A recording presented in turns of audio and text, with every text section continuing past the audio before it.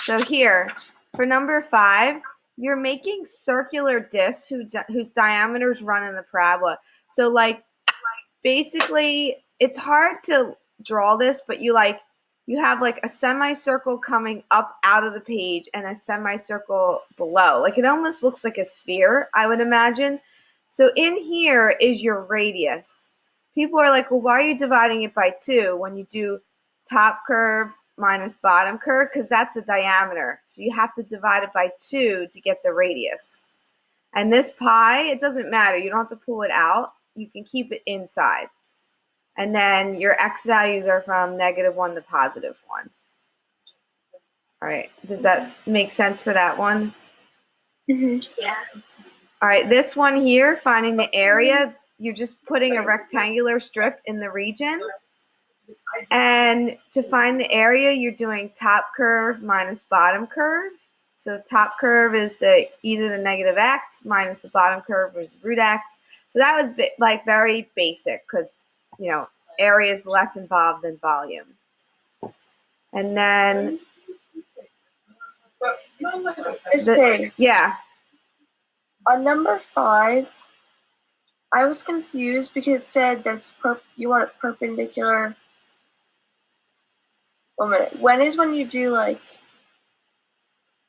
in terms of y?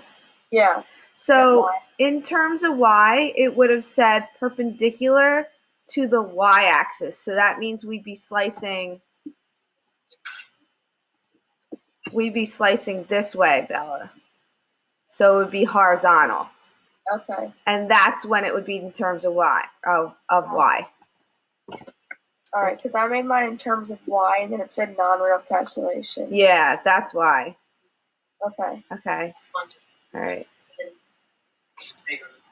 All right. I'm gonna move this down. Okay. So this one here, find the volume of the solid generated when r is revolved around the horizontal line y equals -1. When you slice through, and this is going to be hard to show on here because I can't like make this pen like not as thick, but you have your outer radius, which is going to be in blue, and that's top curve minus the center, which is e to the -x plus 1, which is minus -1. And then you have your inner curve, which is this bottom, or inner radius, I mean, which is bottom curve to the center. And that bottom curve is √x minus -1. Right? This is like simulating the washer. Okay? So the center is right here at that axis of rotation. So outer curve is in blue, that goes to the center, and the inner curve is in purple. So that's going from this bottom curve to the center.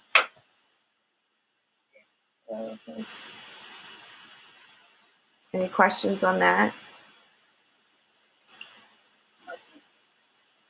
Everybody okay? Actually, I had a quick question for the bounds. Okay. I had 0 to 0.426. Okay. But does that make it a vertical slice? Yeah, it's vertical because you always slice perpendicular to the axis of rotation. So since the axis of rotation is horizontal, I sliced vertically, and anytime there's a vertical slice, it is in terms of x. So that means inside's in terms of x, and your bounds are in terms of x. Okay. All right, is everybody else okay with that? Yeah. All right, and the last one here, so let me draw a picture in here. We are making perpendicular to the x-axis again, semicircles. So that semicircle, it's hard to draw it on the paper, but it's sticking out. Like that arc part is sticking out of the page. So you have to represent the length of the radius. You don't have to pull this 1/2 pi out, but you can. The length of the radius is top curve minus bottom curve divided by 2. Why are we dividing it by 2 again? Because the radius is just half of the height. Yep. Yeah, so you have to get it to be the radius.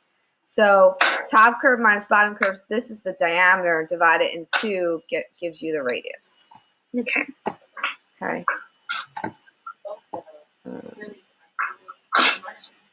I'm going to stop this.